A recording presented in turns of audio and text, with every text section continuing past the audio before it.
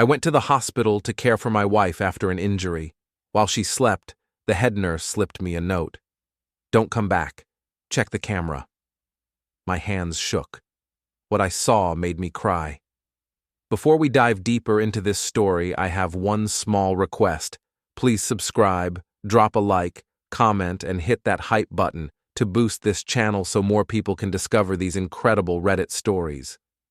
But let me start from the beginning, because this story isn't just about betrayal. It's about justice served cold with a side of public humiliation. My name is Julian Moss, and 3 months ago I thought I had the perfect life. I'm a software developer, 34 years old, living in the kind of middle-class suburb where everyone knows your business but pretends they don't. Wide lawns, gossipy neighbors, and those picture-perfect facades that hide all the ugly truths underneath. Helena, my wife of 8 years, ran a successful Pilates studio downtown. She was 32, blonde, charismatic, and had that kind of confidence that made people gravitate toward her. I used to love that about her. Used to love how she could work a room, make clients feel special, build her little empire one private session at a time. That should have been my first clue. The changes started about 6 months ago. Helena became distant, cold. She'd lock her phone even when she went to shower, something she'd never done before. Her private client sessions stretched later and later into the night. When I asked about it, she'd snap at me. You wouldn't understand, Julian. Not everyone can just sit in a dark room coding all day. Some of us actually interact with people. Her words stung, but I figured it was stress. The studio was growing, and growth meant pressure. I tried to be supportive, even when she started treating me like a roommate instead of a husband. Then came the accident. A minor fender bender on a rainy Tuesday evening. Helena called me from the emergency room, crying, saying she'd hit her head and they wanted to keep her overnight for observation. For the first time in months, she sounded like she needed me. I dropped everything and rushed to Mercy General Hospital. The place had that antiseptic smell that makes your skin crawl, fluorescent lights buzzing overhead like angry insects. Helena was in room 314, looking small and vulnerable in that hospital gown, a bandage wrapped around her forehead. Julian, she whispered when she saw me, I'm so sorry about everything. I've been such a terrible wife. For a moment, I thought we were finally going to have the conversation we'd been avoiding for months. I pulled the uncomfortable plastic chair closer to her bed and took her hand. It's okay, babe. We'll figure it out. We always do.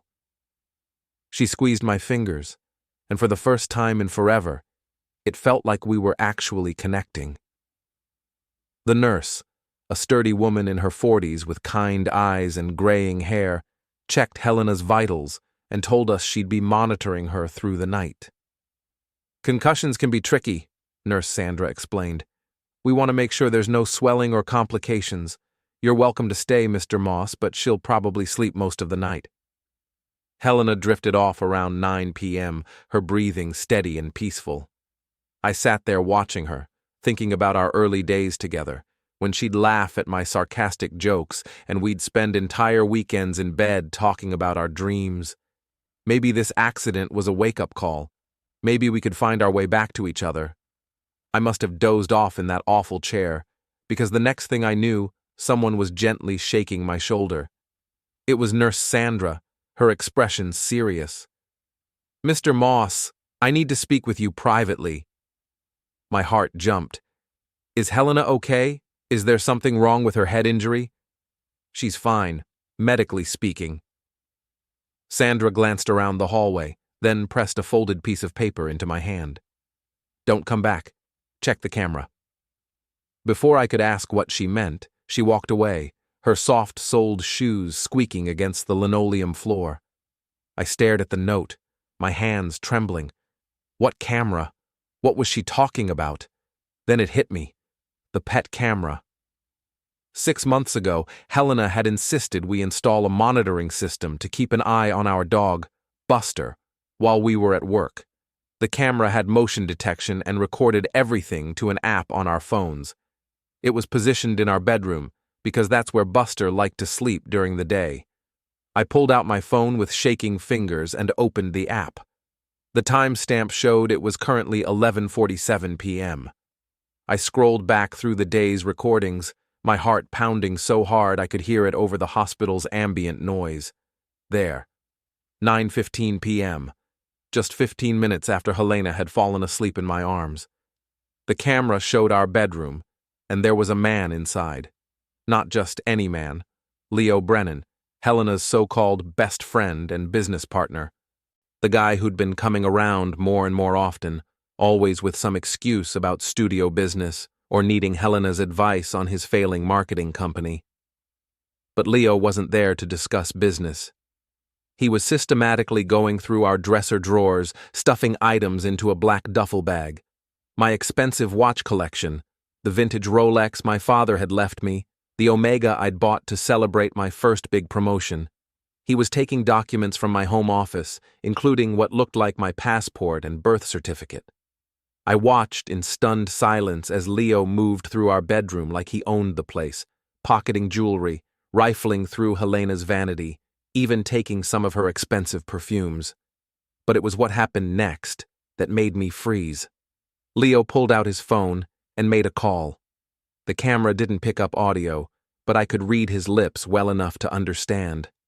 Yeah, she's at the hospital. Coast is clear. I'm getting everything on the list. The list. This wasn't some spontaneous crime of opportunity. This was planned, coordinated. And Helena, my wife, the woman I'd been sitting beside all evening, holding her hand and promising we'd work things out, was in on it. I felt like I was going to throw up. 8 years of marriage, and she was planning to rob me blind, while I sat in a hospital room worried about her concussion. The betrayal cut so deep I couldn't breathe for a moment. But then something else kicked in, something cold and calculating that I didn't know I possessed. I took a screenshot of Leo in our bedroom, then another of him stuffing my watches into his bag. I quietly walked back into Helena's room and took a photo of her sleeping peacefully, making sure the timestamp was visible. If this was going to be a game of evidence and alibis, I was going to play it better than they ever imagined. Helena stirred as I moved around the room, but didn't wake up. She looked so innocent lying there, like the woman I'd fallen in love with all those years ago. It was almost impossible to believe she was capable of this level of deception. Almost. I called 911 from the hospital parking lot. I need to report a burglary in progress, I told the dispatcher, giving them my home address. I'm at the hospital with my wife, but our security camera just alerted me that there's someone in our house stealing our belongings. The dispatcher was professional and efficient, taking down all the details. Yes, I could identify the intruder. Yes, I had video evidence. No, I couldn't get home right away because my wife was in the hospital and I didn't want to leave her side. Perfect alibi. Documented and recorded. Next, I called my bank's fraud hotline and reported my credit cards stolen. I knew Helena had access to them, and if Leo was involved, they'd probably try to use them before the night was over. The bank representative was sympathetic and immediately froze all our accounts. Then I sat in my car and waited. It didn't take long. Within 20 minutes, I saw the first police cruiser racing past the hospital with its lights flashing, heading toward our neighborhood. Then another. My phone buzzed with a call from an unknown number. Mr. Moss, this is Officer Patricia Williams with the police department. We're at your residence, and we've apprehended an individual attempting to leave your property with what appears to be stolen goods. Can you confirm that you don't know anyone named Leo Brennan who would have authorized access to your home? I almost smiled. No, officer. Leo Brennan is not authorized to be in my house, and he certainly doesn't have permission to take my belongings. My wife and I are both at Mercy General Hospital. She was in a car accident earlier today. We'll need you to come down to identify the stolen items when you're able, but we have enough evidence to make an arrest. The suspect was found in your driveway with a bag containing watches, jewelry, and personal documents. I'll be there as soon as I can. My wife is stable, but I don't want to leave her alone right now. Of course, sir. Take your time. The suspect isn't going anywhere. I hung up and sat in the darkness of the hospital parking lot, feeling a strange sense of calm wash over me. Phase 1 was complete. Leo was in custody, caught red-handed with my property. But Helena was the bigger prize, and I wasn't done with her yet. I walked back into the hospital and took the elevator to the 3rd floor. Nurse Sandra was at her station updating charts. She looked up when she saw me approaching. "I wanted to thank you," I said quietly, "for the heads up." She nodded grimly. "I've been a nurse for 23 years, Mr. Moss. I've seen a lot of things, but watching someone plan to destroy their spouse while that person sits loyally by their bedside, that's a new low, even for me." "What did you see?" "Your wife made several phone calls tonight after you fell asleep. Whispering, but not quiet enough. She was coordinating with someone about timing, about what to take, about how to make it look like a random break-in. When she mentioned your watch collection specifically, I knew I had to do something." My hands clenched into fists. She was conscious enough to orchestrate a robbery while pretending to have a concussion. The head injury is real, but minor. She's been alert and oriented all evening. I'm sorry, Mr. Moss. I know this isn't easy to hear. Actually, it makes things a lot easier. I thanked Sandra again and walked back to Helena's room. She was still sleeping, or pretending to sleep. I pulled out my phone and printed the screenshots from the pet camera at the hospital's business center, along with the photos I'd taken of her sleeping peacefully while her accomplice robbed our home. Then I did something that felt both cruel and completely justified. I removed Helena's wedding ring from her finger. She'd always been a heavy sleeper, and the pain medication made it even easier, and placed it on the bedside table next to the printed photos. I wrote a simple note on the back of one of the pictures. "Leo sends his regards from jail. Don't bother coming home." The elevator doors closed behind me with a soft ding, and I drove home to see what 8 years of marriage had really been worth. The scene at my house looked like something out of a crime drama. Police cars lined the street, their red and blue lights painting the neighbors' houses in alternating colors. Mrs. Patterson from next door was standing on her porch in her bathrobe, phone in hand, probably already texting the neighborhood gossip chain. Officer Williams was waiting for me in the driveway, a professional-looking woman in her 40s with sharp eyes and a no-nonsense attitude. "Mr. Moss, we have Mr. Brennan in custody. He was attempting to load stolen items into his vehicle when we arrived. Would you mind taking a look at what we recovered?" She led me to a table they'd set up under the streetlight, where my belongings were laid out like evidence in a courtroom. My watches, Helena's jewelry, our important documents, even some of Helena's expensive skincare products. The sight of it all made my stomach turn. "This is definitely our property," I confirmed. "Those watches alone are worth about $15,000. The documents include our passports, birth certificates, and some business contracts." "We also found these," Officer Williams said, holding up a set of keys. "House keys, and what appears to be a key to your wife's business." I stared at the keys, recognizing the little yoga charm Helena had attached to her studio key. "Those are my wife's keys. I don't understand how Leo would have them unless she gave them to him," the officer finished. "Mr. Moss, I have to ask, is there any chance your wife was involved in planning this burglary?" I pulled out my phone and showed her the pet camera footage. "I think this might answer your question." Officer Williams watched the video with growing interest, her eyebrows rising as Leo moved systematically through our bedroom. "This is very methodical. He knew exactly what he was looking for and where to find it." "There's more," I said, showing her the photos I'd taken of Helena at the hospital. She was awake and alert enough to coordinate this while I was sitting right beside her, thinking she was recovering from a head injury. The officer's expression hardened. "Mr. Moss, we're going to need you to come down to the station tomorrow to give a formal statement. Based on this evidence, we'll likely be adding conspiracy charges against your wife." As the police finished processing the scene, I walked through my house, seeing it with new eyes. How many times had Leo been here when I wasn't around? How many times had Helena brought him into our bedroom, our most private space, planning how to destroy the life we'd built together? I found evidence of their planning in Helena's home office, printed emails about storage unit rentals, research on how to sell jewelry without proper documentation, even a handwritten list of my most valuable possessions. She'd been cataloging our life together like she was planning an estate sale. The betrayal went deeper than I'd imagined. This wasn't just about Leo stealing my watches. Helena had been systematically preparing to disappear with everything we owned, leaving me with nothing but debt and questions. My phone buzzed with a text from an unknown number. "Julian, this is Helena. They won't let me call. There's been a misunderstanding. Leo was just helping me surprise you with something. Please call me back."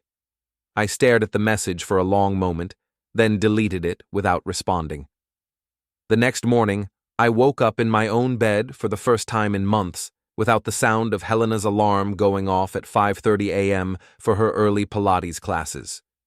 The silence was both peaceful and heartbreaking.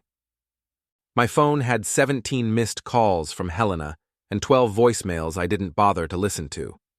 There were also several texts from her friends and clients, asking if she was okay and when the studio would reopen.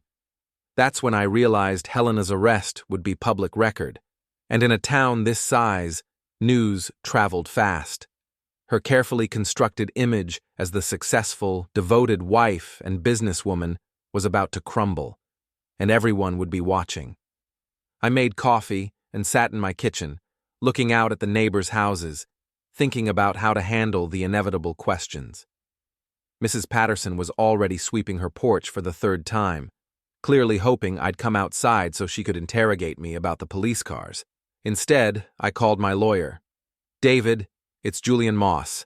I need to talk to you about divorce proceedings and some criminal charges that have been filed." David Chen had been my attorney for years, handling everything from my business contracts to our house purchase. He was thorough, discreet, and had a reputation for protecting his clients' interests above all else. "Julian, I heard about the arrests last night. Are you okay?" "I'm better than okay. I'm ready to make sure Helena never gets the chance to do this to anyone else." We met at his office that afternoon, a sleek suite downtown just 3 blocks from Helena's Pilates studio. I could see the studio's windows from David's conference room, and I wondered if Helena's clients were starting to ask questions about why it had been closed for 2 days. "The evidence you've gathered is compelling," David said, reviewing the photos and video footage. "The conspiracy charges will likely stick, especially with the planning documents you found. But Julian, I have to ask, what are your goals here? Do you want to reconcile, or are you looking for a complete separation?" "I want her to understand that actions have consequences," I said. "Helena thought she could manipulate me, steal from me, and destroy our marriage without any repercussions. I want everyone to see who she really is." David nodded slowly. "Divorce proceedings will make most of this public record. Her arrest is already in the local news. Are you prepared for the attention this is going to bring?" "I'm counting on it." The story hit the local newspaper's website that evening. Local business owner arrested in burglary conspiracy. Helena's mugshot was right there for everyone to see, along with details about how she'd coordinated with her accomplice to rob her own husband while he sat by her hospital bed. My phone started ringing immediately. Friends, co-workers, even people I barely knew, all wanting to know if I was okay and if the story was true. I gave everyone the same response. "I'm just grateful the truth came out before more damage was done." But it was Helena's friends and clients who provided the most entertainment. Her inner circle, the group of wealthy suburban women who treated her Pilates studio like their personal country club, were in full damage control mode. The first to call was Rebecca Martinez, Helena's best female friend and biggest supporter. Rebecca had never liked me, always making snide comments about how Helena deserved better than a computer nerd who works from home. "Julian, I just saw the news. This has to be some kind of mistake. Helena would never do something like this." "Rebecca, I have video footage of her accomplice stealing my property while she coordinated from her hospital bed. It's not a mistake." But Leo is such a sweet guy. He's been helping Helena grow her business. Maybe he was just trying to help with something and it got misunderstood. I almost laughed. He was helping himself to $15,000 worth of my watches, along with our passports and birth certificates. What kind of business growth requires identity theft? Rebecca's tone shifted, becoming defensive. Look, Julian, I know you and Helena have had problems. Maybe if you'd been more supportive of her career, more involved in her life, she wouldn't have needed to rely on friends like Leo. You're right, Rebecca. I should have been more involved. Then I might have noticed she was planning to rob me blind. The conversation ended abruptly, but it was just the beginning. Over the next few days, I received similar calls from other members of Helena's circle. They all followed the same pattern: initial shock, followed by attempts to blame me for somehow driving Helena to crime. The most revealing call came from Jennifer Walsh, one of Helena's biggest clients and the unofficial queen bee of the Pilates crowd. Julian, I'm calling because I'm concerned about Helena's business. She has obligations to her clients, and we need to know when the studio will reopen. Jennifer, Helena is facing felony charges. I don't think the studio is her biggest concern right now. But what about us? I have a wedding in 6 weeks, and Helena has been training me specifically for it. I can't just start over with someone else. The selfishness was breathtaking. I'm sure there are other Pilates instructors in town. Not like Helena. She understood our needs, our lifestyle. She made us feel special. She made you feel special by charging you 3 times the normal rate for private sessions. Any instructor can teach you how to do a plank, Jennifer. That comment apparently struck a nerve, because Jennifer's voice turned icy. You know, Julian, some of us always wondered what Helena saw in you. Now I think we understand. She was trying to build something beautiful, and you were just there, taking up space. You're absolutely right, I said calmly. I was taking up space, in my own house, with my own belongings, in my own marriage. How inconsiderate of me. Jennifer hung up, but her words stuck with me, not because they hurt, but because they revealed something important. Helena's friends saw me as an obstacle to her success, a burden she had to carry. They'd probably been encouraging her to leave me for months, maybe even helping her plan it. That gave me an idea. I spent the weekend going through Helena's computer and phone records, which the police had returned to me as the legal owner of our shared accounts. What I found was enlightening. Group chats with her Pilates friends, full of complaints about our marriage and discussions about how she deserved better. Text threads with Leo that went back months, starting as business conversations, but gradually becoming more personal, more intimate. But the most damaging evidence was an email chain between Helena and her lawyer, a different lawyer than the one representing her on the criminal charges. She'd been planning to file for divorce and had been strategically hiding assets and building a case for why she deserved the majority of our shared property. The consultation notes were brutal. Client believes husband's work-from-home lifestyle shows lack of ambition. Client has been primary breadwinner and deserves to maintain her standard of living. Husband has been emotionally distant and unsupportive of client's business growth. She'd been building a narrative about me being a lazy husband while simultaneously planning to rob me. The hypocrisy was stunning, but it was also exactly what I needed. I forwarded the most damaging emails to David, along with the text messages between Helena and her friends discussing their plans to help Helena get what she deserves. "This changes everything," David said when I called him. "She can't claim this was a momentary lapse in judgment or that she was coerced by Leo. This shows months of premeditation, and it demonstrates that her friends were actively encouraging her to defraud you. What about the friends? Can they be held responsible for anything? Probably not criminally, but in the divorce proceedings, this shows a pattern of manipulation and conspiracy that will work strongly in your favor." That evening, I did something I'd never done before. I created a social media account. Not to reconnect with old friends or share photos of my breakfast, but to tell my side of the story. I posted the pet camera footage with a simple caption: When your wife coordinates a burglary of your own home while you're sitting by her hospital bed, worried about her health, some lessons are more expensive than others. The video went viral locally within hours. Shares, comments, reactions. Everyone in town was talking about it. Helena's carefully curated image as the successful, devoted wife was crumbling in real time, and her friends were scrambling to distance themselves from the scandal. But I wasn't done yet. Not even close. Helena made bail after 3 days in jail, probably paid for by one of her wealthy clients who still believed she was the victim in all this. She showed up at our house on a Tuesday evening, looking haggard and desperate, her usually perfect hair unwashed and her designer clothes wrinkled. I watched her through the window as she stood on our front porch, digging through her purse for keys that were no longer there. I'd changed the locks the day after her arrest, along with the security codes and passwords for everything we'd shared. When she finally rang the doorbell, I took my time answering. When I opened the door, she looked smaller somehow, diminished by the weight of her choices. "Julian, please, we need to talk." "I don't think we do, Helena. I think everything's been said pretty clearly. This is all a misunderstanding. Leo was trying to help me plan a surprise for you. The anniversary of when we first met is next month, and I wanted to do something special." I stared at her, genuinely amazed by her ability to lie even when faced with overwhelming evidence. A surprise that involved stealing my passport and birth certificates? He was going to plan a trip, somewhere exotic, just the two of us. He needed the documents to make reservations.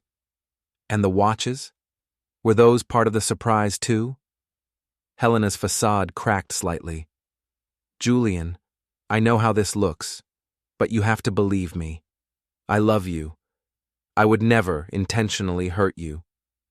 You coordinated a burglary from your hospital bed while I held your hand and worried about your concussion. You've been planning to divorce me for months while pretending everything was fine. Your friends have been helping you build a case against me, calling me a lazy man and a burden. Which part of that was love, Helena?" Her eyes widened.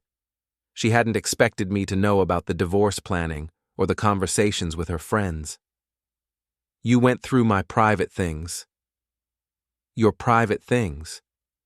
"Helena, we're married. Or were, until you decided to commit felonies against me. There's no privacy when you're planning to destroy someone's life." She tried a different approach, stepping closer and reaching for my hand. "Julian, I made mistakes. I got confused, and Leo took advantage of that. But we can work through this. We can go to counseling. Start over." I pulled my hand away. "Start over?" "Helena, you cataloged our possessions like you were planning an estate sale.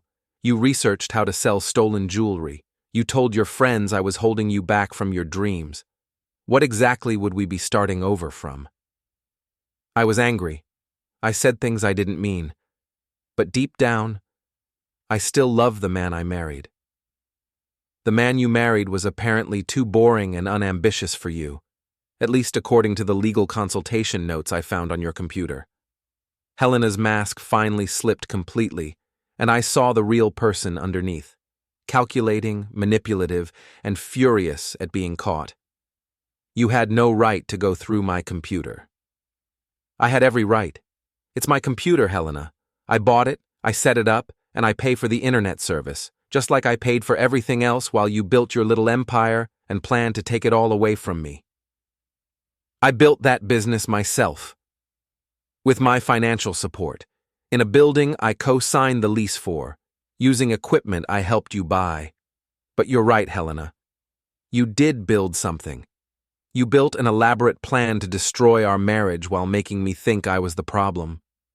She stood there for a moment, probably trying to figure out if there was any angle she hadn't played yet. When she realized there wasn't, her expression hardened. "Fine. You want to play hardball? My lawyer says I'm entitled to half of everything, including your precious computer business." Your lawyer is about to be very disappointed. Turns out conspiracy to commit burglary doesn't look great in divorce proceedings. Neither does months of premeditated fraud planning. Helena's face went pale. You can't use that against me. Those were private conversations with my attorney. The conversations with your divorce lawyer are privileged. The text messages with Leo and your friends planning how to get what you deserve are not. Neither are the emails about hiding assets or the research you did on selling stolen property. I could see her mind racing, trying to figure out how much evidence I actually had. The answer was, all of it. Julian, please. I'm begging you. I'll do anything to make this right. You can start by staying away from my house and my business. The restraining order will be filed tomorrow morning. A restraining order? Julian, I'm your wife. No, Helena. You're a criminal defendant who happens to share my last name. There's a difference. She stood on the porch for another moment, and I could see her cycling through emotions, anger, desperation, calculation. Finally, she settled on one last manipulation attempt. What about our daughter, Julian? What about Olivia? That stopped me cold. Olivia was 17, smart and perceptive. She'd been caught in the middle of our deteriorating marriage for months, and I'd been trying to shield her from the worst of it. What about her? She needs stability. She needs both her parents. Are you really going to destroy her family over a misunderstanding? Helena, I didn't destroy anything. You did. When you decided to rob your own husband and plan to disappear with everything we built together. Olivia is old enough to understand the difference between consequences and punishment. She'll hate you for this. Maybe. But she'll respect me for not letting you get away with it. Helena finally left, but not before making it clear that this was far from over. She had friends, resources, and a willingness to fight dirty that I was only beginning to understand. But what she didn't have was the moral high ground, and in a small town like ours, that mattered more than money or connections. The real battle was just beginning. The next few weeks were a masterclass in how quickly social dynamics can shift when the truth comes out. Helena's Pilates studio remained closed, and her clients were getting restless. More importantly, they were starting to ask uncomfortable questions about the woman they'd trusted with their money and their secrets. It started with Jennifer Walsh, the same woman who'd called me selfish for not supporting Helena's criminal enterprise. She showed up at my door on a Saturday morning, looking nothing like the confident socialite who'd lectured me about taking up space in my own marriage. Julian, I need to ask you something, and I need you to be honest with me. I'm always honest, Jennifer. Sometimes people just don't like what I have to say. Did Helena ever mention other clients' personal information to you? Things she shouldn't have known? I frowned. What kind of things? Marriage problems, financial issues, family secrets, things we might have mentioned during private sessions. The question was interesting, and it made me think about some of the comments Helena had made over the years, casual observations about her clients' lives that seemed to go beyond what you'd learn during a workout session. Why are you asking? Jennifer looked uncomfortable. Because some of us have been comparing notes, and we're realizing Helena knew things about our lives that we never told her. Personal things, private things. Such as? She knew about my husband's business problems before I told anyone. She knew Rebecca was having marriage counseling. She knew details about Sarah's divorce that weren't public knowledge. I thought about Helena's home office, with its filing cabinets full of client information and her habit of taking detailed notes about everyone she met. Jennifer, did you ever see Helena writing things down during your sessions? All the time. She said she was tracking our progress, making notes about our fitness goals. But you think she was recording personal information too? I think she was building files on all of us, information she could use if she needed to. The implications were staggering. Helena hadn't just been planning to rob me. She'd been collecting intelligence on her wealthy clients, probably as insurance or leverage for future schemes. Jennifer, you need to talk to the police about this. I can't. If this gets out, if people think we were all being manipulated and spied on, it'll destroy our reputations. Your reputations? Helena committed crimes against her own husband. What do you think she was capable of doing to clients who were just sources of income to her? Jennifer left without making any promises, but I could see the wheels turning. Helena's carefully constructed network of wealthy, influential friends was starting to realize they might have been victims too, not just supporters of a wronged woman. That afternoon, I got a call from Rebecca Martinez, Helena's former best friend and biggest defender. "Julian, I owe you an apology." "For which part? Calling me unsupportive or suggesting I drove my wife to commit felonies?" "For all of it. We found something and I think you need to know about it." Rebecca had been helping clean out Helena's studio, trying to salvage what she could of the business. In Helena's office, she'd found a locked filing cabinet that contained detailed profiles on every client. Not just fitness information, but personal details, financial data, family problems, and what looked like blackmail material. Julian, she had information on all of us that could ruin marriages, destroy businesses, end political careers. I don't know how she got some of this stuff, but she was collecting it systematically. "Did you take it to the police?" "We're meeting with them tomorrow. But Julian, there's something else. She had a file on you too." That shouldn't have surprised me, but somehow it did. "What kind of file?" "Everything. Your work projects, your client contracts, your financial information, but also personal stuff. Your relationship with your parents, your health records, even psychological profiles she'd apparently written based on your behavior patterns." Helena had been studying me like a lab rat, documenting my weaknesses and vulnerabilities while planning how to exploit them. The betrayal went so much deeper than I'd realized. "Rebecca, why are you telling me this?" "Because we were wrong about you. All of us. We thought Helena was this amazing woman who was stuck with a husband who didn't appreciate her. But she was manipulating all of us, collecting information she could use against us, and we were too blind to see it. And now you want my help dealing with the fallout." "No, Julian, now we want to make sure she never gets the chance to do this to anyone else." That evening, I sat in my kitchen with a glass of wine, thinking about the woman I'd been married to for 8 years. Not just the woman who'd planned to rob me, but the one who'd been systematically collecting intelligence on everyone in her life, building files like some kind of suburban spy. How long had she been doing this? Had she been gathering information on me from the very beginning, or was it something that developed over time? Had our entire marriage been a cover for her to build her network and collect her data? My phone buzzed with a text from an unknown number. "We need to talk. There are things about Helena you don't know. Meet me at Murphy's bar tomorrow at 8 p.m. Come alone. A friend." I stared at the message for a long time. Part of me wanted to ignore it, to let the police handle whatever other crimes Helena had committed. But another part of me needed to know the full truth about who I'd been married to. I texted back, "How do I know you're legitimate?"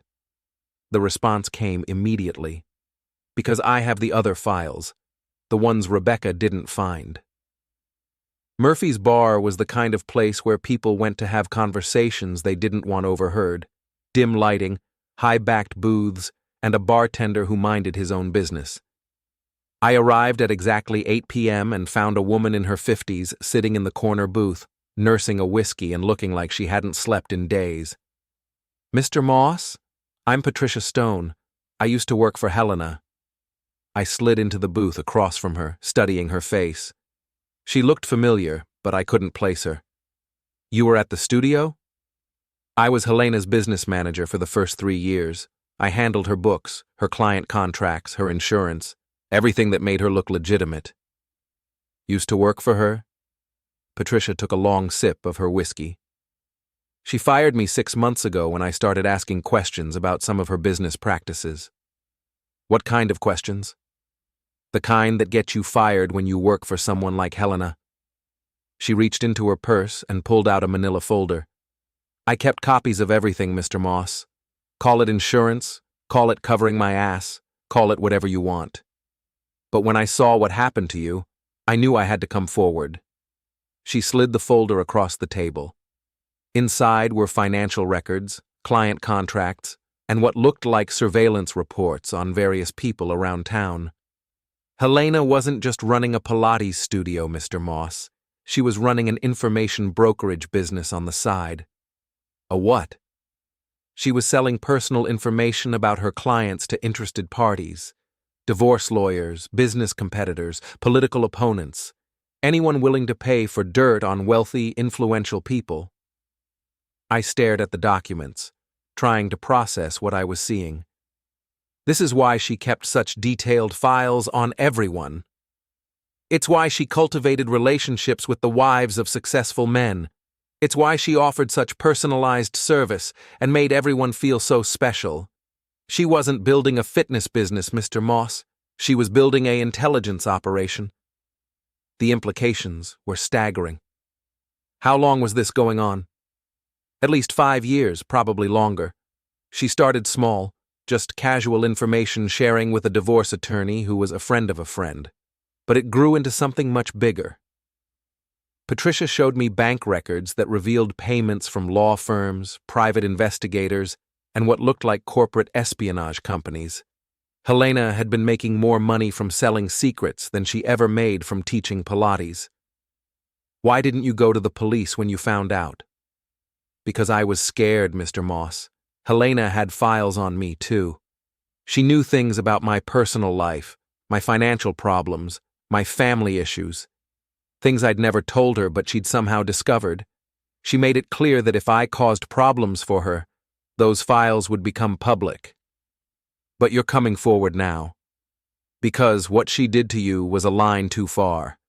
Planning to rob your own husband while he's worried about your health? That's not just criminal, it's evil.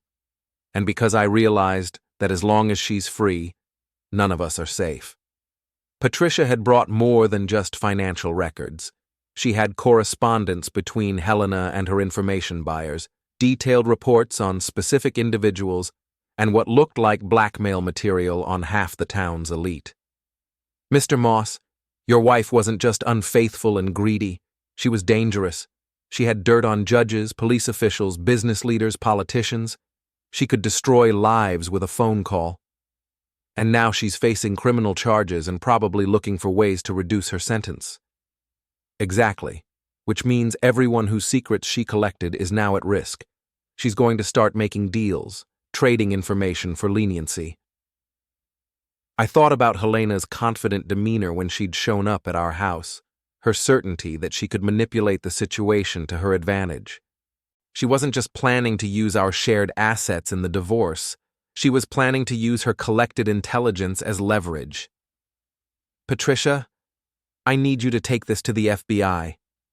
The FBI? This isn't just local crime anymore. If Helena was selling information to corporate espionage companies and political operatives, this is federal territory. The local police are good, but they're not equipped to handle something this big. Patricia nodded slowly. I've been thinking the same thing. But Mr. Moss, you need to be prepared for what's coming. When this gets out, and it will get out, it's going to destroy a lot of people, including some who might blame you for starting the investigation. Let me worry about that. There's one more thing. Patricia reached into her purse again and pulled out a small recording device. Helena kept audio recordings of her private sessions with clients. Not the fitness parts, the personal conversations, the confessions, the secrets, the vulnerable moments when people thought they were talking to a trusted friend. I felt sick. She recorded everything? Everything, for years. Mr. Moss, she has recordings of women talking about affairs, financial crimes, family abuse, political corruption, things that could destroy careers and end marriages. Where are the recordings? Hidden in a safety deposit box under a false name, but I know where it is, and I have documentation proving it exists. That night, I sat in my home office, surrounded by evidence of my wife's crimes, trying to understand how I'd lived with a stranger for 8 years.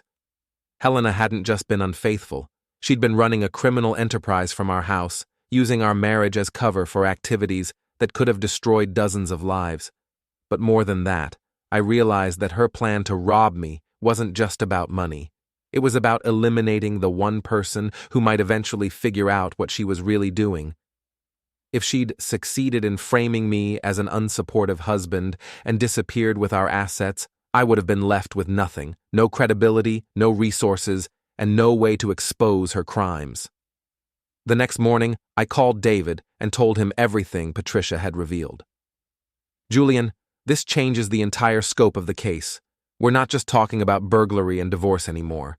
We're talking about organized crime, extortion, and possibly federal racketeering charges. What does that mean for me? It means you're not just a victim of domestic crime. You're a witness in what could become one of the biggest criminal cases this state has seen in years. And it means Helena is going to do everything in her power to discredit you before this goes to trial. Let her try. Julian, I'm serious. If Helena has been collecting intelligence on people for years, she has resources and connections we don't know about. She's not going to go down quietly. David was right, of course, but what he didn't understand was that I was no longer the same person who'd sat in a hospital room holding his wife's hand while she coordinated his destruction. I'd learned something about myself over the past few weeks, something cold and calculating that I'd never known existed. Helena had created a monster when she decided to destroy me. Now it was time to show her what that monster could do. The FBI took Patricia's evidence seriously. Within a week, they'd raided Helena's safety deposit box, her storage units, and even our house, looking for additional evidence of her intelligence operation. What they found was enough to keep federal prosecutors busy for years. Helena's bail was revoked when the federal charges were filed. Conspiracy, extortion, wire fraud, and racketeering, crimes that carried potential sentences measured in decades, not years. She was transferred to federal custody, and suddenly her wealthy friends couldn't help her anymore. But Helena had one last card to play, and she played it with the same calculating precision she'd used to build her criminal empire. She offered to cooperate. The news came through David, who'd been contacted by Helena's new federal defense attorney. She was willing to provide information about her clients and her buyers in exchange for a reduced sentence. Julian, she's going to burn down half the town to save herself. Good. Let her. Maybe people will finally see who she really is. You don't understand. She's claiming that you knew about her activities, that you were complicit in her crimes. She's saying you helped her gather information and shared in the profits. I felt the red liquid drain from my face. That's impossible. I never knew anything about this. I know that, and you know that. But Helena has 8 years of marriage to draw on. She knows your routines, your habits, your financial records. She could construct a narrative that makes you look like a co-conspirator. But the evidence proves I was a victim, not a partner. The evidence proves she planned to rob you. It doesn't prove you weren't involved in her other crimes. Julian, she's going to claim that the burglary was a falling out between criminal partners, not a betrayal between spouses. The brilliance of it was sickening. Helena was going to use our marriage against me one more time, twisting 8 years of shared life into evidence of criminal conspiracy. She'd make me look like an accomplice who'd turned against her when I didn't get my fair share of the profits. What do? We prove she's lying, and we do it publicly before she can control the narrative. That afternoon, I did something I'd never imagined I'd be capable of. I called a press conference. The local news station was happy to cover the story. Federal crimes in small towns don't happen often, and the tale of the suburban Pilates instructor who'd been running a criminal enterprise was too good to pass up. I stood in front of the cameras in my lawyer's office, surrounded by evidence of Helena's crimes, and told the truth about my marriage to a criminal. My wife spent 8 years studying me, documenting my weaknesses, and planning how to destroy me. She collected intelligence on dozens of innocent people and sold their secrets to the highest bidder. She recorded private conversations with clients who trusted her, and she used that information to extort and manipulate them. I held up the pet camera footage that had started it all. This is what Helena Moss thought of her husband. While I sat by her hospital bed, worried about her health, she was coordinating the theft of everything I owned. This is what she thought of her clients, not as people to help, but as sources of information to exploit. The questions came fast and sharp. Had I known about her activities? Had I profited from her crimes? Was I seeking revenge against an unfaithful wife? I'm seeking justice against a criminal who happened to be married to me. Helena Moss built a career on betraying the trust of everyone who cared about her. I won't let her use our marriage as a shield to escape the consequences of her choices. The story went national within hours. The small-town Pilates instructor who'd been running an intelligence operation, the husband who'd exposed her crimes, the wealthy clients who'd been unknowingly funding their own exploitation. It had everything the media loved. But more importantly, it had everything the FBI needed to build an airtight case against Helena's claim that I'd been her partner. The recordings Patricia had provided included conversations where Helena explicitly discussed hiding her activities from me, worrying about what I'd do if I found out, and planning how to eliminate me as a potential threat to her operation. "Julian's too honest for this business," she'd told one of her buyers. "He'd turn me in the moment he figured out what I was really doing." Those recordings, combined with the evidence of her planning to rob me, made it impossible for Helena to claim I'd been her willing partner. 3 days after the press conference, Helena's attorney called David with a new offer. She was willing to plead guilty to all charges in exchange for a 20-year sentence, with the possibility of parole in 12 years. "She's done fighting," David told me. "The cooperation strategy backfired when she couldn't make you look like a co-conspirator. Now she just wants to minimize the damage." "What about the people she hurt? Her clients? Her victims? They'll have their day in court, but Helena won't be able to hurt anyone else for a very long time." That evening, I sat in my kitchen with a glass of wine, thinking about the woman I'd married and the criminal she'd become. 8 years of my life with someone who'd seen me as nothing more than cover for her crimes, a useful idiot who could provide legitimacy while she built her empire of secrets and lies. But I'd learned something about myself in the process of exposing her. I was stronger than I'd ever imagined, more capable of fighting back than anyone, including Helena, had expected. My phone buzzed with a text from Olivia, who'd been staying with my parents during the worst of the media attention. "Dad, I'm proud of you for telling the truth. Mom made her choices. Now she has to live with them." I smiled for the first time in weeks. Maybe Helena had destroyed our marriage, but she hadn't destroyed our family. Olivia understood the difference between consequences and cruelty, between justice and revenge. The next morning, I woke up in my own house, in my own bed, surrounded by my own belongings, the ones Helena hadn't tried to steal. The silence was peaceful now, not heartbreaking. Helena Moss had spent 8 years building a criminal enterprise based on betraying trust and exploiting relationships. She'd collected secrets, sold information, and destroyed lives, all while hiding behind the facade of a successful businesswoman and devoted wife. But she'd made one crucial mistake. She'd underestimated the man she'd married.